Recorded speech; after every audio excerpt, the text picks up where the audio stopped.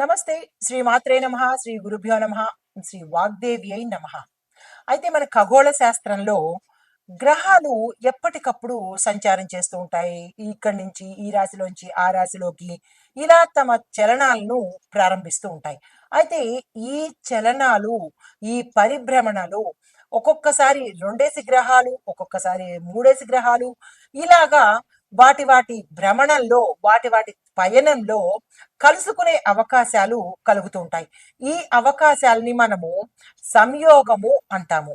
అయితే ఈ సంయోగాలు కొన్ని కొన్ని పాపగ్రహాలు, కొన్ని కొన్ని మంచి గ్రహాలు కలిసి ఆహ్, విపరీతమైన ఫలితాలు కొంతమంది ఇస్తే, కొంతమంది మంచి ఫలితాలను ఇస్తూ ఉంటారు. అయితే 2 పుణ్యగ్రహాలు కలిస్తే వచ్చేవి రాజయోగము, మహారాజయోగాలు కలుగుతూ ఉంటాయి. ఈ కలయిక వల్ల ఈ రాజయోగాలనేవి మనకి ఒక్కొక్కసారి ప్రతి నెల జరుగుతుంటాయి. కొన్ని కొన్ని సార్లు రోజుల్లోనే జరుగుతూ ఉంటాయి. ఇలా వాటి పరిభ్రమణాన్ని మనం ఇంత అని లెక్క కట్టలేని పరిస్థితి. అయితే దృక్పంచాంగం ప్రకారము, జ్యోతిష శాస్త్ర ప్రకారము గ్రహాలు నిర్దిష్ట సమయంలో ఒక రాశి నుంచి, అంటే ఈ పర్ఫెక్ట్ టైం నుంచి ఈ పర్ఫెక్ట్ టైం వరకు సంచారం చేస్తే ఆ సంచారాలు, ఆ గ్రహాల సంయోగము, ఆ సంచారాన్ని మనము మహారాజయోగము అంటామన్నమాట. అయితే ఇప్పుడు మనకి మార్చి నెలలో జరగబోయేది ఏంటంటే, మీనరాశిలోకి సూర్యుడు, శుక్రుడు ఇద్దరు వస్తున్నారు. ఇంతకు ముందే మనకి ఫిబ్రవరి నెలలో రవితో పాటు బుధుడు కలిశాడు. విశేషమైన యోగాన్ని ప్రసాదిస్తున్నాడు 12 రోజుల పాటు. అలాగే ఇప్పుడు మీనరాశిలోకి రవితో పాటు శుక్రుడు కలుస్తున్నాడు. మహారాజయోగం అనమాట. ఇంకా చెప్పేదానికి ఏముంది? శుక్రుడు విశేషమైన గ్రహము, రవి ఆరోగ్య ప్రదాత, ఇంకా ఆయన ఇవ్వలేనిది ఏమిటంటూ ఉంది గనక. అయితే మార్చి నెలల్లో గ్రహరాజు అయిన సూర్యుడు మీనరాశిలోకి ప్రవేశం చేస్తున్నాడు. అంటే మకరము, మనకి సంక్రాంతి అప్పుడు ఎక్కడికి వచ్చాడు? మకర రాశిలోకి ప్రవేశించాడు. ఆ తరువాత నెల కుంభరాశిలోకి, ఇప్పుడు మీనరాశిలోకి సంచారం చేస్తున్నాడు అనమాట. ఈ సంచారం వల్ల అప్పటికే మీనరాశిలో శుక్రుడు స్థానం అయ్యున్నాడు, అంటే శుక్రుడు అందులో ఉన్నాడు. ఇప్పుడు సూర్యుడు మీనరాశిలోకి ప్రవేశించాడు. అంటే మీనరాశిలోకి శుక్రుడు, కొత్తగా వచ్చిన రవి ఇద్దరూ కలిసి సంయోగం జరుగుతోంది. ఈ స్థితిలో మార్చి నెలల్లోని శుక్రాదిత్య రాజయోగము అంటాము. మనకి ఫిబ్రవరిలో వచ్చింది బుధాదిత్య రాజయోగము. బుధుడితో ఆదిత్యుడు, రవి కలిసి ఉంటే వచ్చే రాజయోగము ఫిబ్రవరి నెలలో వచ్చింది. ఇప్పుడు శుక్రాదిత్య, శుక్రుడు ప్లస్ ఆదిత్యుడు ఇద్దరు కలిసి మహారాజయోగాన్ని ప్రసాదిస్తున్నారు. అయితే దీనివల్ల మనకి కొన్ని కొన్ని రాశులకు ఎలాంటి పరిణామాలు ఉంటాయి, ఎలాంటి ఫలితాలు ఇస్తారు అనే అంశాన్ని మనం తీసుకుందాము. ముందుగా అంటే కొన్ని రాశుల వారికి మాత్రమే మంచి ఫలితాలని ఇవ్వబోతున్నారు. అయితే ఈ శుక్రాదిత్య రాజయోగం వల్ల ఆ ఎలాంటి ప్రయోజనాలు ఇస్తున్నాడు అంటే, కర్మగృహంలో ఈ రాజయోగం జరగబోతోంది కాబట్టి ఉద్యోగాలు చేసే వాళ్ళకి ప్రమోషన్స్ రావడము, వ్యాపారాలు చేసే వాళ్ళకి లాభాలు రావడము, కార్యాలయాల్లో ఉండే వాళ్ళకి కొత్త కొత్త పనులు రావడము, తండ్రి బిడ్డల యొక్క సంబంధము చక్కగా ఉండడము, భార్యాభర్తలు అన్యోన్యంగా ఉండడము, తరువాత గతంలో విడిపోయిన వాళ్ళు కలుసుకోవడము, కుటుంబ పరంగా కావచ్చు, లేదా అంటే మిత్రులు కావచ్చు, బంధువులు కావచ్చు, వీళ్ళందరూ కలిసి ఒక కుటుంబంగా ఏర్పడము, వివాదాలు తొలగిపోవడము, మనస్పర్ధలు పోవడము, ఆర్థిక పరంగా ఏ చేసినా సరే కరెక్ట్గా ఉండడము. అంటే ఈ శుక్రుడు సంబంధాలని కుదురుస్తాడు, ప్రేమ ఆప్యాయతల్ని అందరి మధ్య ఇస్తూ ఉంటాడు. అయితే అలాంటి వాటితో పాటు మనం ఏదైనా పెట్టుకోవాలన్నా, కొనుక్కోవాలన్నా, ఇలాంటి ఆర్థిక పరమైన లావాదేవీలు చేసుకోవాలన్నా, ఇలాంటి వాటన్నిటికీ కూడా ఈ శుక్రుడు మంచి చేస్తాడు. దీనితో పాటుగా కొంతమందికి ఆర్థిక పరమైన ఇబ్బందులే కాకుండా శారీరక పరమైన ఇబ్బందులు, కుటుంబపరమైన సమస్యలు కూడా ఉంటుంటాయి. పిల్లలకి తల్లిదండ్రులకి పడకపోవడము, లేదంటే భార్యాభర్తలకి పడకపోవడము, ఇలాంటి కొట్లాటలు రావడము, అనవసరమైన అపనిందలు పడడము, ఇలాంటి గతంలో ఏదైతే చెడు అనుభవించారో ఆ చెడు ఫలితాలన్నీ ఈ ఆదిత్య శుక్రుడు కలిసి తీసివేసి మంచి జరగబోయేందుకు వీరిద్దరూ ముందుకొస్తున్నారు.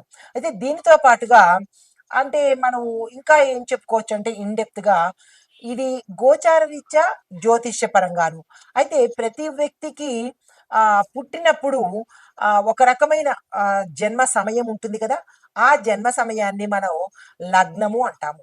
ఈ లగ్నంలో ఆ వ్యక్తి జాతకుడు ఎవరైతే పుడతారో ఆ సమయంలో ఏ గ్రహము అక్కడ ఉంది, లేదా ఏ గ్రహాలు ఉన్నాయి.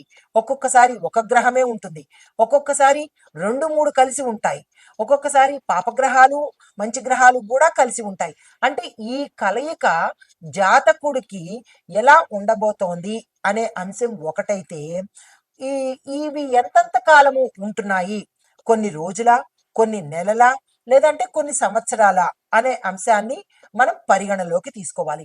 అలా తీసుకున్నప్పుడే ఆ వ్యక్తి యొక్క జాతక పరిశీలన చేసుకున్నప్పుడే ఈ శుక్రుడు కానీ, ఆదిత్యుడు కానీ, మిగతా గ్రహాలు కానీ ఏ స్థానాన్ని చూస్తున్నాయి. ఇప్పుడు లగ్నం నుంచి మనకి 12 భాగాలు ఉంటాయి. ఈ భావాలు ఏ భావాల్లో ఈ గ్రహాలు చూస్తున్నారు అంటే, వ్యాపారం చూస్తున్నారా, కెరియర్ చూస్తున్నారా, అంటే భార్యాభర్త కళత్ర స్థానం అంటారు, ఆ కళత్ర స్థానం సప్తమాధిపతిని చూస్తున్నాడా, ఆ సప్తమాధిపతిలో ఎవరు ఉన్నారు, ఇలాంటివన్నీ మనం పరిశీలన చేసుకుంటే వీరు ఇచ్చే ఫలితాలు మనకి ఆపాదించబడతాయి. అలా కాకుండా నాకు చెప్పారు ఇవి వస్తాయి అని, నాకు రావట్లేదు ఏమిటి అని అనుకోకుండా, ఇవి గోచార రీత్యా జ్యోతిష్య పరంగా మనకి ఋషులు, పురుషులు, ఇలా మనకి జ్యోతిష శాస్త్రంగా మహామహులు, ఋషులు, పంచాంగకర్తలు వీళ్ళు అందించిన సమాచారము ఎప్పుడూ కూడా గోచార సమాచారమే అవుతుంది తప్ప వ్యక్తిగత సమాచారం కాదు. కాబట్టి దీన్ని మీకు ఎంత శాతము అన్వయించుకోబడుతుంది, వ్యక్తిగతంగా మనకి ఎంత శాతము అన్వయించుకోబడుతోంది, ఈ యోగము మనకి ఎంత కాలము ఉంటుంది, ఈ శుభయోగాలు, రాజయోగాలు, మహారాజయోగాలు మనకి ఎలా వర్తిస్తాయి అనే అంశాలను మనం ఒక్కొక్కటిగా మేషం నుంచి ద్వాదశ రాశుల వరకు, అంటే మేషం నుంచి మీనం వరకు అన్ని రంగాల వాళ్లకు, అన్ని రంగాలు అంటే విద్యార్థులు, విద్య, ఉద్యోగము, వ్యాపారము, వ్యవసాయము, వాణిజ్యము, పారిశ్రామికము, తర్వాత కుటుంబము, ఆరోగ్యము, రాజకీయ రంగము, ఐటీ రంగము, చిత్ర పరిశ్రమ, క్రీడాకారులు, ఇలా 12-15 మందిని మనం తీసుకుని వారికి ఎలా ఉండబోతోంది అనే అంశాన్ని విపులీకరంగా సవివరంగా నేను మీకు తెలియచేస్తాను. అయితే ఈ శుక్ర ఆదిత్య యోగము ఇంకా విపులీకరంగా దశ అంతర్దశల్లో కనుక చెప్పుకున్నట్టయితే, శుక్రుడు వేనస్సు, ఆదిత్యుడు అంటే సూర్యుడు ఇద్దరూ కలిసి అనుకూల స్థితిలో ఉన్నప్పుడు ఏర్పడే యోగాన్ని శుక్ర ఆదిత్య యోగం అంటారు. అయితే ఈ యోగం ఉన్న వ్యక్తులు సామాజికంగా గౌరవవంతంగా ఉంటారు, అధికార స్థానంలో ఉంటారు, శ్రేయస్సుని పొందుతారు. అంటే ఈ 3 యోగాలు ఈ యోగం వల్ల కలుగుతాయి. దీనితో పాటుగా ముఖ్యంగా కళలు, ముఖ్యంగా కళలు, రాజకీయాలు, వ్యాపారాలు, ఆర్థిక రంగంలో ప్రాచుర్యం పొందే అవకాశాలు వీరు కలగజేస్తున్నారు. అయితే ఈ యోగం ఏర్పడడానికి అసలు కారణం ఏమిటి అంటే, శుక్రుడు, సూర్యుడు కలిసి ఉన్న దశలో లేదా దశాంతరంలో కనుక లగ్నం నుంచి 2వ, 5వ, 9వ, 10వ స్థానాలు, దానితో పాటుగా 11వ స్థానంలో ఉన్నట్టయితే కనుక, మరీ ఎక్కువగా దోషాలు లేకుండా ఉంటే కనుక ఈ యోగము కలిగిన వ్యక్తికి ప్రభుత్వ హోదా ఉంటుంది, రాజకీయ హోదా కలుగుతుంది, వ్యాపార విజయాలు, కళల్లో కీర్తి ప్రతిష్టలు, సంపద, ఇలాంటివన్నీ కలుగుతాయన్నమాట.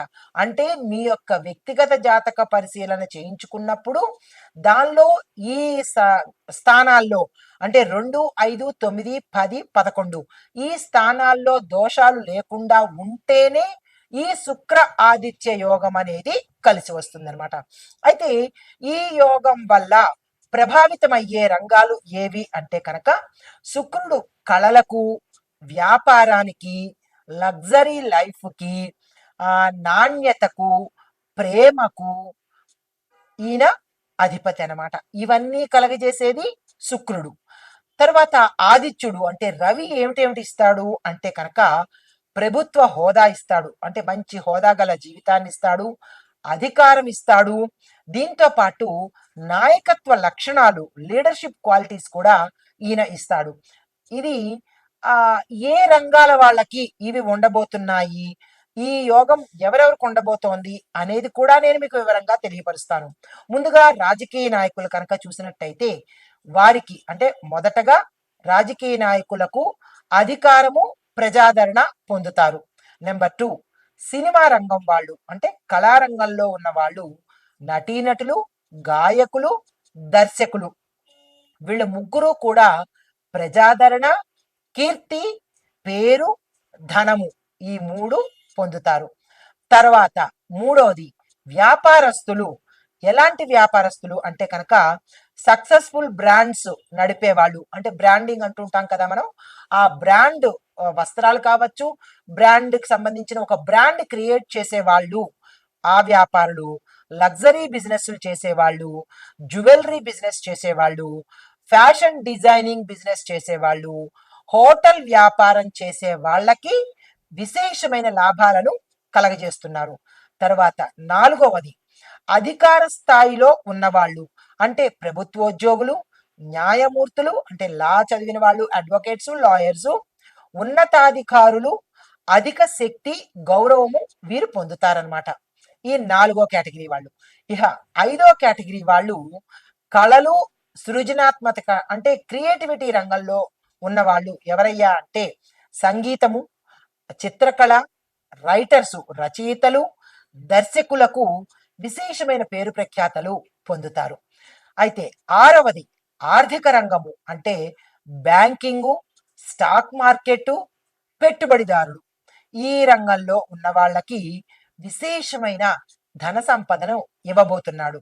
తర్వాత 7వ అంశము గృహ నిర్మాణము, రియల్ ఎస్టేట్ రంగము, ఈ వ్యాపారాలు చేసే వాళ్ళకి ప్రాపర్టీ డీల్స్ మాత్రము, ఏదైనా ప్రాపర్టీకి సంబంధించిన డీల్స్ కానీ, అగ్రిమెంట్లు కానీ మంచి లాభంగా తయారయ్యి సక్సెస్ని ఇస్తాయి. తద్వారా ధనాన్ని, కీర్తిని ఇస్తాయన్నమాట. మనం అనుకుంటుంటాం పలానా రియల్ ఎస్టేట్ కంపెనీ బ్రహ్మాండంగా రన్ అవుతోంది అంటే దాని అర్థం ఏంటంటే పలానా బ్రాండ్ కంపెనీస్, బట్టలు కావచ్చు లేదా అంటే ఏదైనా వస్తువులు కావచ్చు. ఇప్పుడు వస్తువుల్లోకి చూపుకున్నట్టయితే బటర్ఫ్లై కంపెనీస్, బటర్ఫ్లై సంబంధించిన ప్రోడక్ట్స్, లేదు అంటే కనుక ఆ, వస్తువులు చూసినట్టయితే, బట్టలు చూసినట్టయితే కొన్ని కొన్ని బట్టల బ్రాండింగ్స్ బ్రహ్మాండంగా ఉంటాయి. లాక్మే కానీ ఇలాంటి పెద్ద పెద్ద కంపెనీలకు శుక్రుడి యొక్క అనుగ్రహంతో పాటు ఇంత పేరు ప్రఖ్యాతలు కలుగుతున్నాయన్నమాట. అలాగే ఈ 7 విభాగాలలో ఉన్న వాళ్ళకి శుక్రాదిత్యంలో కలిగే విశేషమైన ఫలితాలు కలగబోతున్నాయి. దీనితో పాటుగా వీరికే కాకుండా ఈ 12 రాసుల వాళ్ళకి కూడా ఎలా ఉండబోతోందో చూడాలిగా. అవి మనం ఇప్పుడు ప్రస్తావన చేస్తాను. తదుపరి రాశి మకర రాశి. ఈ మకర రాశిలో ఉండే వారికి శుక్రాదిత్య సంయోగము, శుక్రాదిత్య రాజయోగం వల్ల ఎట్లాంటి లాభాలు వస్తున్నాయి, ఎవరెవరికి ఏమి చేకూరుతున్నాయి అనే అంశాన్ని చూసినట్టయితే ముందుగా లాభపడేవి ప్రభుత్వ ఉద్యోగస్తులు, కాంట్రాక్టర్లకు విశేషమైన లాభాలు వస్తాయి. మీరు వదిలేసిన కాంట్రాక్ట్లు కూడా ఇప్పుడు మీ చేతికి అందుబాటులో ఉంటాయి.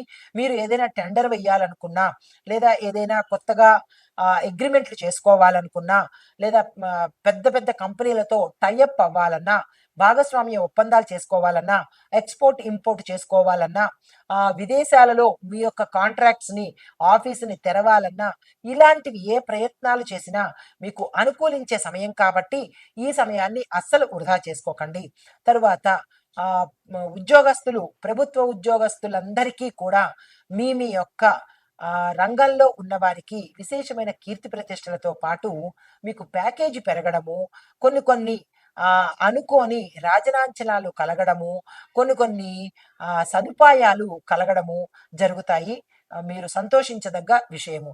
అయితే దోషాలు ఎవరికయ్యా అంటే కనుక కుటుంబ పరంగా కొన్ని దోషాలు కనబడుతున్నాయి. జాగ్రత్తలు పాటించుకోండి. మీ కుటుంబంలో కనుక ఎవరితోనైనా తగాదాలు కానీ, లేదా మనస్పర్ధలు కానీ ఉన్నట్టయితే కనుక వాటిని ప్యాచప్ చేసుకోండి. అంటే వారితో మాట్లాడుకుని, కూర్చుని ఒక ఒప్పందానికొచ్చి మాట మాట కలిపే ప్రయత్నం చేయండి కానీ, భేషజానికి పోయో, ఇగోకి పోయో కనుక ఇంకా దూరం చేసుకునే ప్రయత్నం చేయకండి. అది భార్యాభర్తలు కావచ్చు, తల్లిదండ్రులు కావచ్చు, అన్నదమ్ములు కావచ్చు, బంధుమిత్రులు కావచ్చు.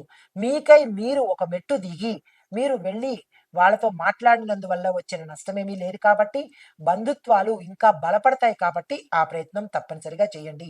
దీనితో పాటు ఆరోగ్య సమస్యలు వచ్చే అవకాశం కనబడుతోంది.